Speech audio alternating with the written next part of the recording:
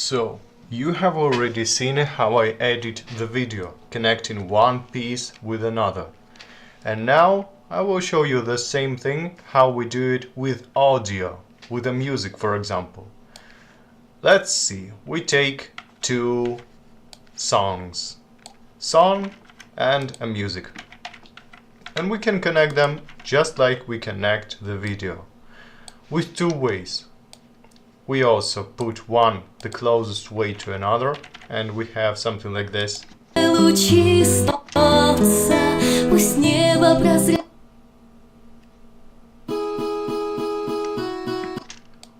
Or we can make a dissolve for this video, like transition, so they can remove one into another with a better way. We put audio transitions in the menu.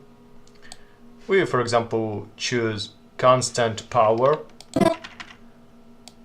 make it bigger, spread it so it would be better, and make something like this.